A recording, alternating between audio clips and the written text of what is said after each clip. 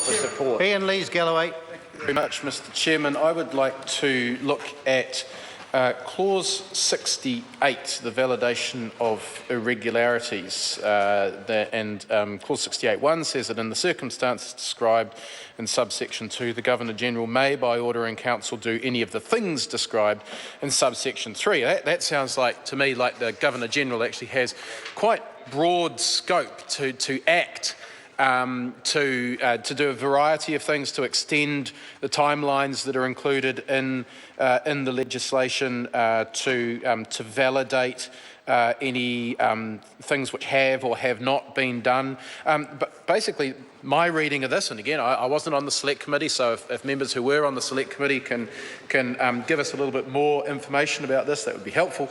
My reading is that the Governor-General has quite a lot of scope to be able to do things by order in Council. And I wonder if one of the circumstances under subsection 2, subsection 2B, if anything cannot be done at the time required or by or under this Act, if one of the things that cannot be done is for the government to run a surplus or maybe get the country below $101 billion of debt, which might actually be a step in the right direction towards being the time when you would spend $26 million on a flag referendum. If that were not to happen, I wonder if the Governor-General, by order in Council, might be able to do one of the things under subsection 3, which is 3A, at any time before or after the time within which the thing is required to be done, to extend that time. So in other words, what I'm getting at is,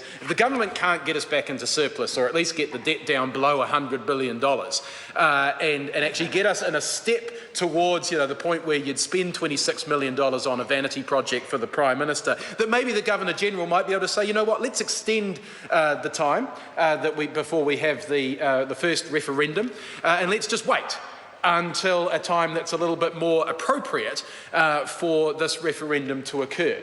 Because I think what we've heard loudly from the public is, whether you're for or against the idea of changing the flag, people have made it quite clear that now is not the time. And one of the reasons they're quite clear that now is not the time is because of the fact that we are not in surplus and we are in such a deep level of debt. And okay, fine, pass the legislation now if we must, but set this up as a process that will occur a bit further down the track. And I think here in Clause 68 of Part 3, we may actually have the mechanism for that to happen. The Cabinet could decide to listen to the people of New Zealand. That would be a first. They could decide to do that, and they could instruct the Governor-General by order in Council to extend the time before which the referendum actually occurs.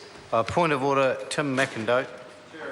I draw your attention to the question of relevance. There is nothing in 68 subsection 2 that is remotely relevant to the comments that this member is making. He is attempting to bring in ludicrous matters that are totally extraneous to a very, very tight and technical provision. Mr. Chair. Point of order, Chris Hipkins. The point that I would make to you, Mr. Chair, is that the Speaker's rulings are very clear that the question of relevance is only a matter for the Chair, and it is in fact disorderly to interrupt a member, for anyone other than the Chair, to interrupt a member's speech to question them on relevance. And the senior government whip has done that twice now, when in fact the only person that has the prerogative to do that is you as the Chair. I invite the member Ian Lees-Galloway to continue with his speech. We'll be all listening closely to what he has to say, relevant to the particular clause. I could tell you were listening. It's a shame the Minister in the chair has just admitted he's not listening.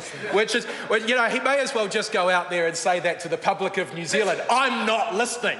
That's the Deputy Prime Minister, the Minister of Finance, has just admitted he's not listening. He's not listening to this debate, and that's exactly what the government is doing. They are not listening to the people of New Zealand, who have overwhelmingly said this is not the time for this debate. This is not the time Well for the exploited, referendum. but get back to the clause. Well, sir, I was very happy talking about the clause before I was interrupted by the senior government whip, and before the Deputy Prime Minister interjected that he wasn't listening, and I was quite happy to respond to the interjection from the Deputy Prime Minister that he was not listening, sir. But honestly, those are the senior government whip I know is very keen to shut this debate down, but those were serious questions. I wasn't on the Select Committee.